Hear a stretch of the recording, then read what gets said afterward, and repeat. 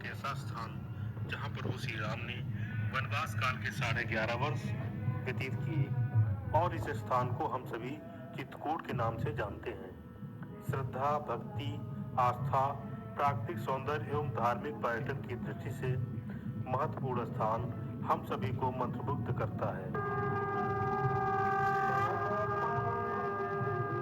हिंदू धर्म में सबसे पवित्र एवं प्राचीन स्थानों में एक माना जाने वाला स्थान है चित्रकूट, जहां पहुंचने पर मनुष्य दुनिया की मोह माया छोड़कर राममय हो जाता है।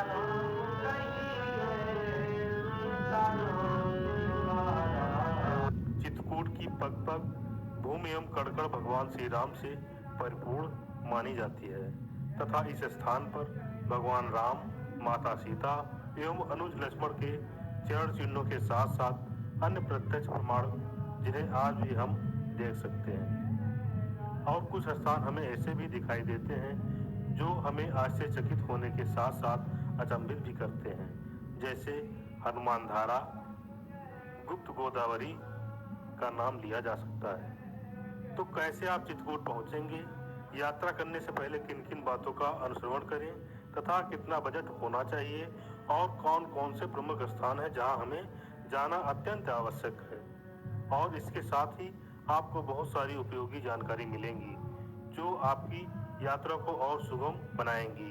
जी हाँ दोस्तों, नमस्कार। मेरा नाम संतोष कुमार है। आप लोग देख रहे हैं मेरा चैनल DRS संतोष।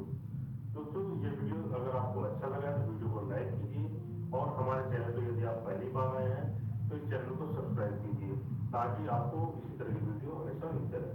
तो आइए मेरे साथ आप भी करें दर्शन चित्रकूट के। चित्रकूट मध्य प्रदेश एवं उत्तर प्रदेश की सीमाओं के मध्य में पड़ता है।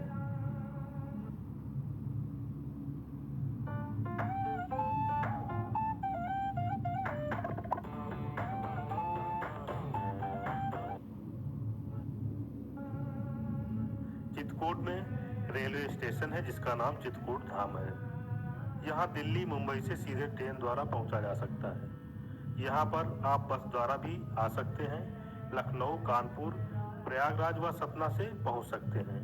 चित्रकूट में एयरपोर्ट भी है, परंतु यह अभी पूर्ण रूप से आवागमन हेतु खुला नहीं है और यहाँ पर आप अपने स्वयं के वाहन से भी पहुंच सकते हैं। चित्रकूट के रेलवे स्टेशन या बस स्टेशन से सबसे पहले हमें रामघाट पहुंचना होता है, क्योंकि रामघाट को चित्रकूट के हृदय स्थल के रूप में जाना जाता है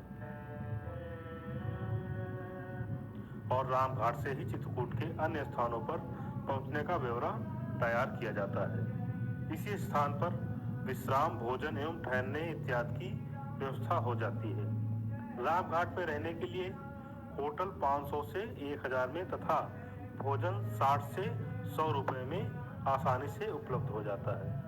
साथ ही यहाँ पर रुकने के लिए बहुत सारी धर्मशालाएं एवं आश्रम भी उपलब्ध हैं। होटल या धर्मशाला उपलब्ध हो जाने के पश्चात सर्वप्रथम रामघाट से ही यात्रा का प्रारंभ किया जा सकता है। रामघाट पर संध्या के समय होने वाली इस आरती का दृश्य आपके नेत्रों के माध्यम से मन को अत्यंत शांति प्रदान करता है तथा यात्रा की पूरी थकान स्वतः ही दूर हो जाती है।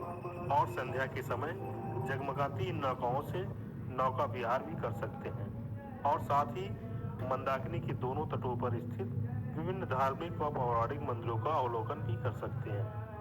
संध्या के समय पवित्र मां मंदाकिनी की आरती बहुत ही मनमोहक होती है। रामघाट में स्नान करने के पश्चात घाट पर ही स्थित मदगजेंद्र नाथ मंदिर में शिव जी पर जलाभिषेक भी कर सकते हैं। साथ ही भरत मंदिर,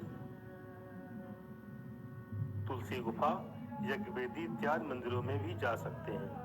रामघाट पर स्नान करने के पश्चात हमारा सबसे पहला पड़ाव हनुमान धारा होता है, जो कि रामघाट से लगभग 3 किलोमीटर की दूरी पर विद्यमान है। हनुमान धारा में दर्शन हेतु पहुंचने के लिए लगभग 500 सीढ़ियों को चढ़कर या फिर रोपवे के माध्यम से पहुंच सकते हैं। रोपवे के लिए वयस्क का किराया 130 रुपए एवं बच्चों के लिए 83 रुपए निर्धारित किया गया है। हनुमान धारा के मध्य पहुंचने पर सर्वप्रथम पंचमुखी हनुमान जी के दर्शन होते हैं। एवं हनुमान धारा तथा पंचमुखी हनुमान धारा के मध्य भगवान नरसिंह के दर्शन प्राप्त हो जाते हैं।